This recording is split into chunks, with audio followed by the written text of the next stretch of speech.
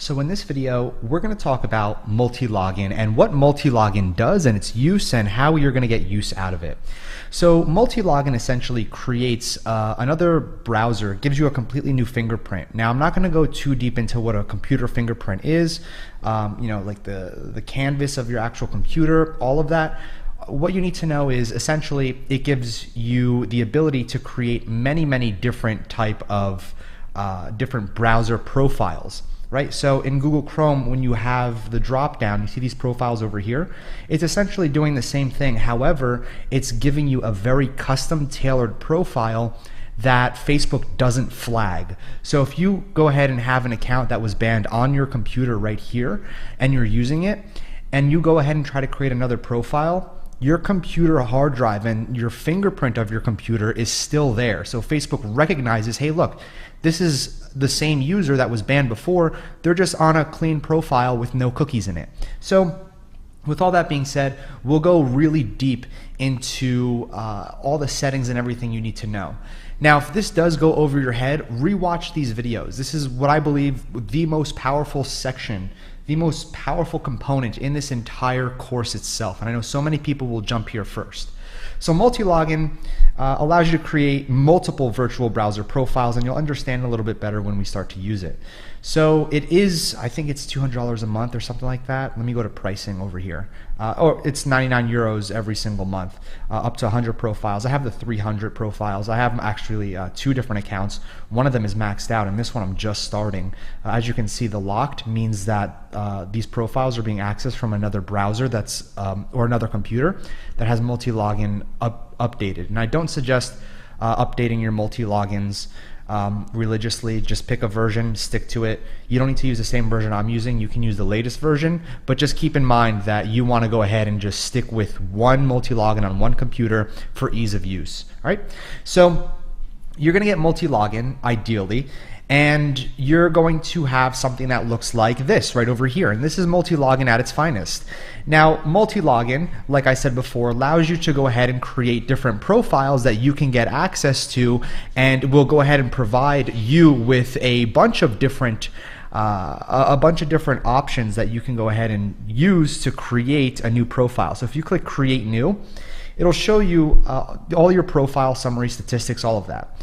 So the browser profile name, what I like to do, and I actually have a profile that we're going to use as an example. I just went ahead and acquired one. Let me just pull it up on my other computer. And perfect. So what I'm going to do is I'm going to do the following. I'm going to do the name of the actual profile. So let's just do Kenny.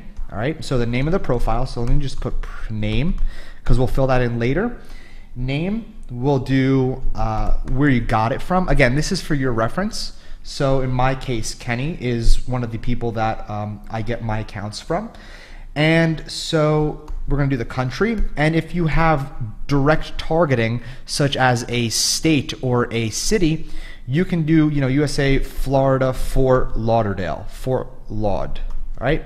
And again, it keeps track of your profile. And then at the end of it, you can put another bracket and call it, CB weight loss. This is just for your reference, all right?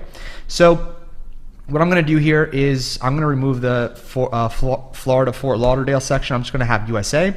And I'm currently on the operating system Mac OS. We're going to leave it to Mac OS, okay? And what you're going to have it set to is Mimic and Edit Proxy Settings. We're not going to do anything here yet. As a matter of fact, we can't create anything here until we go ahead and edit the proxy settings. So don't click on Get New Fingerprint. Make sure these are all checked off. Just click Edit Proxy Settings. And what you're going to do here is the drop down. It's going to say Illuminati. Now, we're going to talk about Illuminati in the next video, actually. So right here, for Illuminati to appear, what you're going to do, let me just quickly go back over here.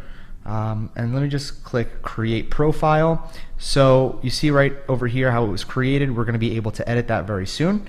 But in order for you to go ahead and have Illuminati show up, you're going to have to click on Plugins. See Illuminati, click on the little gear icon, and then click Activate. And it'll activate it inside of your Multilogin account.